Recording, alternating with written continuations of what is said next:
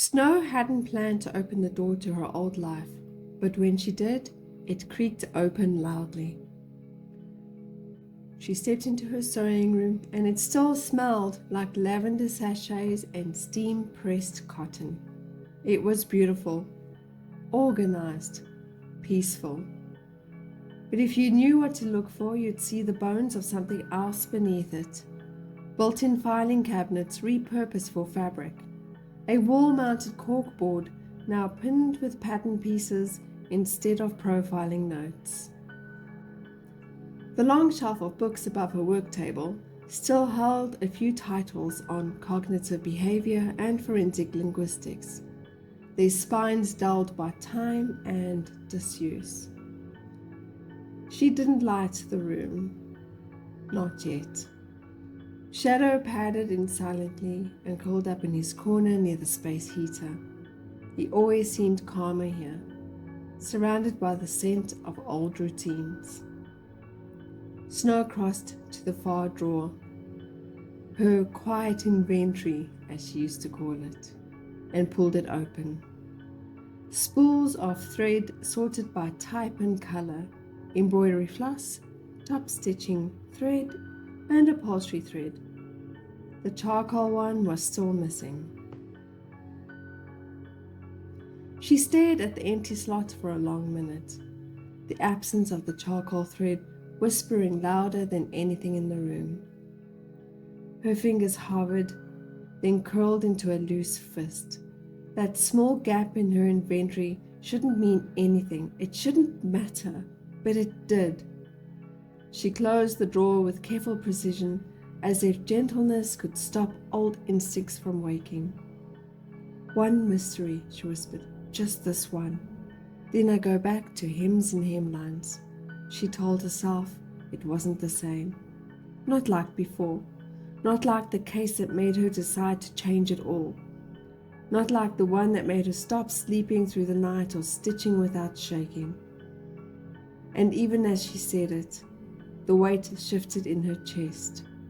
Familiar, quiet, heavy. She had decided that this morning she would start her investigation by visiting Vera's studio and workspace. Why Vera's studio? Because people leave pieces of themselves behind in places they think they own.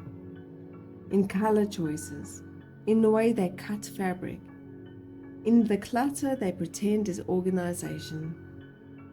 And if Vera had been hiding something, it would show up there, tucked between the tool and the lies. Vera's studio was located in the trendy strip of Buttonhole Bay's Maker's Mile, a converted shipping container unit nestled between a yarn bar and a kombucha cafe. From the outside it gleamed with curated perfection.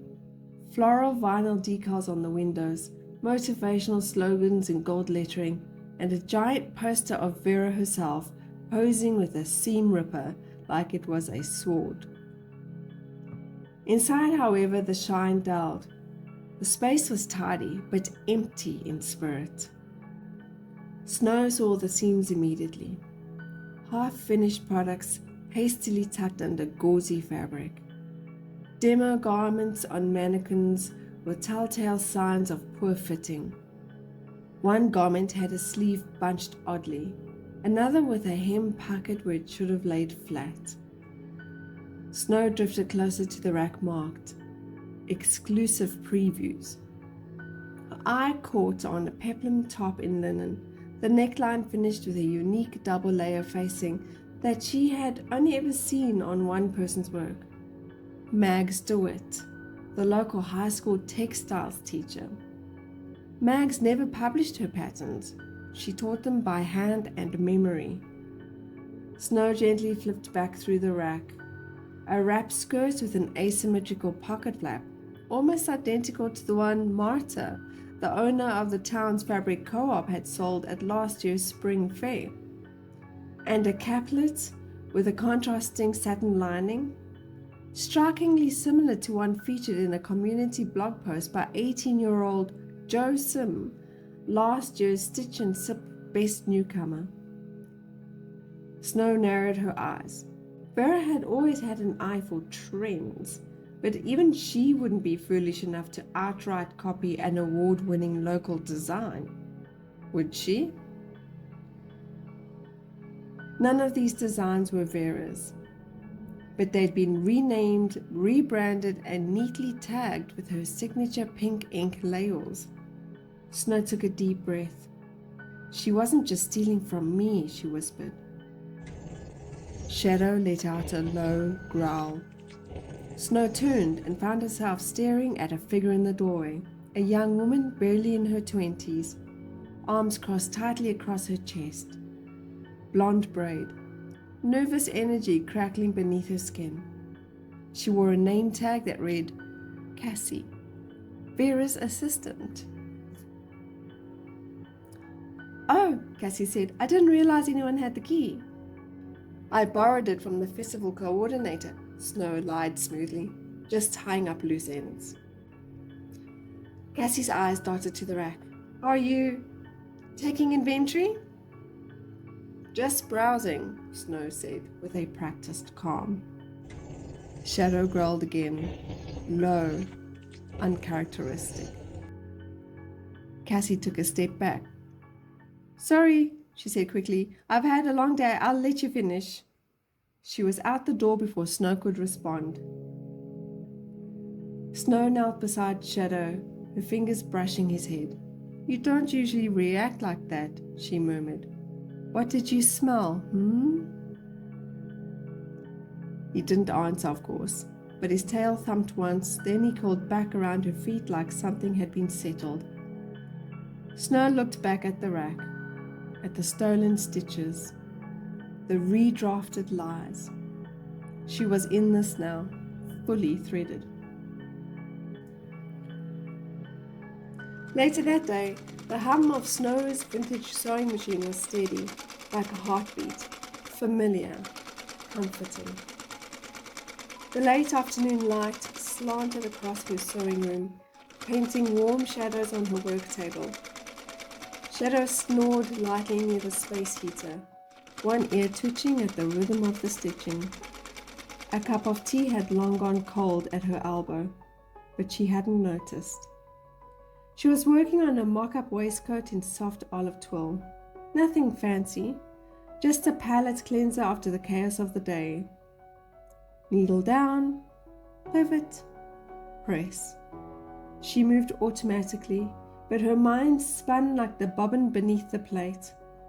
Cassie had been nervous. Too nervous for someone just surprised by a visit. That flicker in her eyes, the defensive stance, and Shadow, calm, gentle Shadow, had growled. Snow backstitched, pressed the foot pedal, and let the fabric slide through her fingers as she replayed every detail from Vera's studio. The stolen silhouettes, the labels stitched into fabric that didn't belong to her, the assistant who fled like she was hiding more than grief. She had originally written it off as fear, but now she wasn't so sure. Her phone rang. She looked at the screen. No one called this late unless it was someone who knew she wouldn't pick up on instinct. She wiped her hands on her skirt, sighed, and answered, Hello, Noakes. A pause. Then the detective's voice, lower than usual, strained. Snow, we've got a problem. Snow sat up straighter. What kind of problem? Cassie Holt, Noakes said, Vera's assistant. Snow's pulse quickened. What about her? She was found in her apartment an hour ago. Dead. Snow's stomach dropped. How? She asked, though part of her already knew. No sign of forced entry, no struggle, but she was found. Staged. Snow went cold. Same thread, Noakes added quietly. Charcoal grey, pulled tightly around her throat, knotted at the nape. It was deliberate. Shadow shifted at her feet, ears pricking, reading her tension like thread on taut fabric. She let them in, Snow murmured. She trusted them. Or they caught her off guard. Either way, the message is the same, Noakes responded. What message? Snow asked. Noakes hesitated.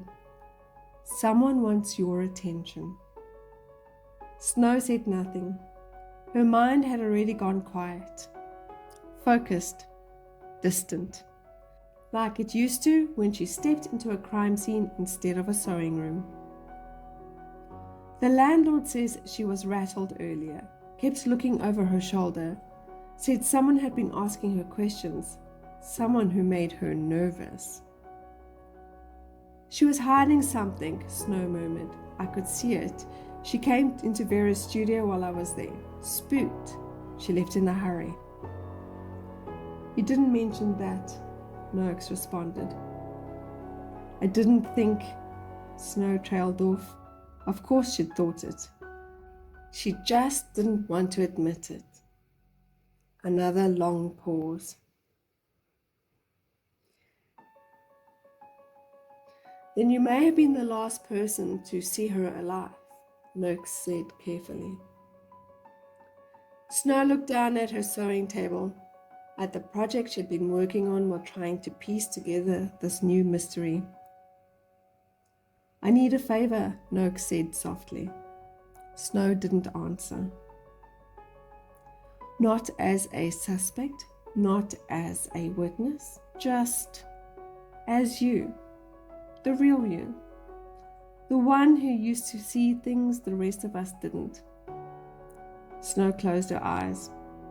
The real her, the one who knew how to read motive in posture, guilt in gesture, fear in silence. The one who had learned the difference between a mess and a message. I left that part behind for a reason, she said. I know, Noakes said, her voice low. But this wasn't random. The staging, the thread, it's personal. And if they're not done, we're running out of time. Snow opened her eyes. You want me to come to the scene? I want you to see what I can't, Noakes responded. Snow hesitated for a moment, then in a low voice responded, What's the address?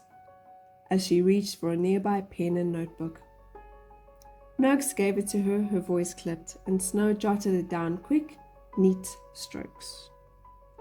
Her fingers moved faster than her thoughts, muscle memory from another life. I'll be there in 15 minutes. She ended the call, pressed her palm briefly to Shadow's head and whispered, Stay. He whined once but didn't move.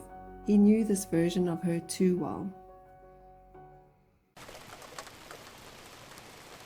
It had started to rain, fine and cold, missing the windshield as Snow pulled up to the curb outside Cassie's apartment block.